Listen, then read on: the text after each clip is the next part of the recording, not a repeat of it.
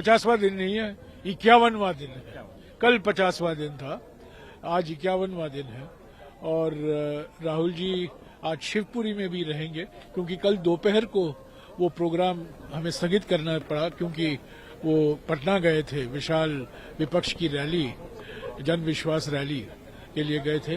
तो आज सुबह शिवपुरी, और ज्यादा से ज्यादा 11 बजे के बाद, 11:30 बजे के बाद सारा दिन हम गुना जिले में रहेंगे। रात को इंदौर जिले में हम रुकेंगे। गुना जिला है, इसका एक विशेष महत्व रखता है, क्योंकि यहाँ 1988 में हमारे देश का एक सबसे बड़ा यूरिया का फैक्ट्री लगाया गया था विजयपुर में। और ये एचबीजे गैस पाइपलाइन जो है ना, हजीरा, विजयपुर, जगदीशपुर, जो गैस लाता है, ऑफशोर गैस, और उत्तर भारत और मध्य भारत के जो बड़े बड़े यूरिया के कारखाने लगाए गए थे, इसी गैस के वजह से लगाए गए थे, उत्तर प्रदेश में, राजस्थान में, मध्य प्रदेश में। तो जो लोग सवाल उठाते हैं 70 साल में क्या किया, 70 साल में गुना में देश का एक बहुत बड़ा यूरिया का कारखाना लगाया गया, जो अब कुछ साल बाद एक्सपैंड भी किया गया, उसको दुगना बनाया गया। नहीं, किसानों से मिल रहे हैं, लोग से मिलेंगे। नहीं, मैंने ये मौका लिया याद दिलाने का, क्योंकि बार बार ये सवाल उठता है। कुछ दिन पहले प्रधानमंत्री सिंदरी गए थे। सिंदरी में उन्होंने बहुत दावा किया कि मैं एक नया यूरिया का प्लांट खोल रहा हूं। 1952 में पंडित नेहरू गए थे और वहां एक फर्टिलाइजर फैक्ट्री का उद्घाटन उन्होंने किया 1952 में। तो हमारे प्रधानमंत्री बड़े माहिर हैं ना, जो काम किया गया है उसको एक नया पेंट देते हैं, नया ब्रांड देते हैं, और उसकी मार्केटिंग खूब तरीके से करते हैं, ताकि श्रेय उन्हीं को मिले कि आधुनिक भारत का निर्माण सिर्फ 2014 के बाद में शुरू हुआ। ये बिल्कुल बेबुनियाद है। मैं हंसता हूं, ये प्रधानमंत्री छोटे बच्चे के माफिक। 2014 के पहले कुछ नहीं हुआ, और जो कुछ हो रहा है 2014 के बाद हो रहा है। इंडिया गठबंधन के थे, इंडिया गठबंधन के मुख्य चेहरे थे, और बस एक ही संदेशा था कि इंडिया गठबंधन का माने है किसान के लिए न्याय, इंडिया गठबंधन के माने हैं युवाओं के न्याय, बेरोजगारी से मुक्ति, महंगाई से मुक्ति, आर्थिक विषमताओं से मुक्ति, सामाजिक ध्रुवीकरण से मुक्ति। तो बड़ा महत्वपूर्ण रैली था, और पटना में ये रैली होना, उसका पटना तो एक राजनीति का केंद्र है ना। भूकंप सब पटना से ही शुरू होते हैं।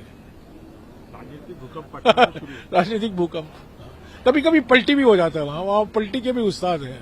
तो 2019 में वो हारे थे, उनको भूलना नहीं चाहिए, वो हारे थे।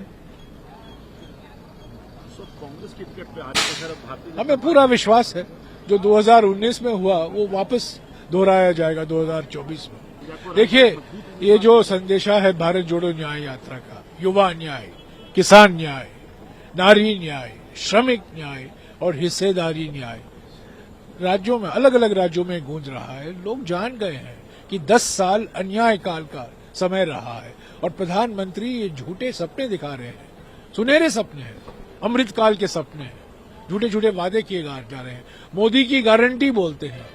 उन्होंने क्या कहा 2005 में जब वो मुख्यमंत्री बने, उन्होंने कहा अगर आप नल खोलोगे गुजरात में पेट्रोल निकलेगा नल से, ये उनकी गारंटी थी।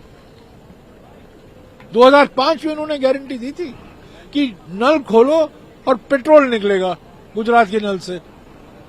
वो जीएसपीसी के वजह से हमने देखा, जीएसपीसी का एक सबसे बड़ा घोटाला हुआ, सीएजी ने उसका खुलासा किया, और प्रधानमंत्री ने क्या किया, वो जबरदस्ती ओएनजीसी को कहा आप जीएसपीसी को अपने कंपनी में शामिल करो ताकि ये घोटाले को छुपाया जाए।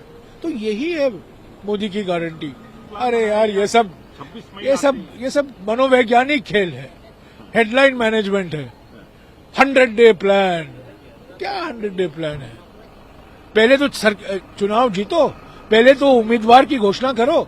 अभी आसनसोल में क्या हुआ? आसनसोल में क्या हुआ?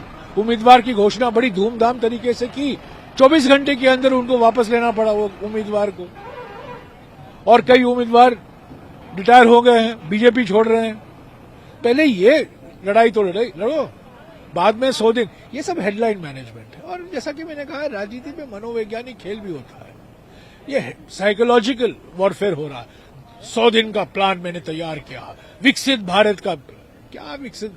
किसानों पर अत्याचार हो रहा है, किसानों पर अन्याय हो रहा है, युवा पेपर लीक हो रहा है, हर 2 घंटे युवा आत्महत्या कर रहे हैं और ये विकसित भारत की बात कर रहे हैं। बिल्कुल सिंधिया साहब को 2019 में जो उनका फेट हुआ था, जो 2019 में वो चुनाव हारे थे ना, 2024 में ऐसे ही होगा।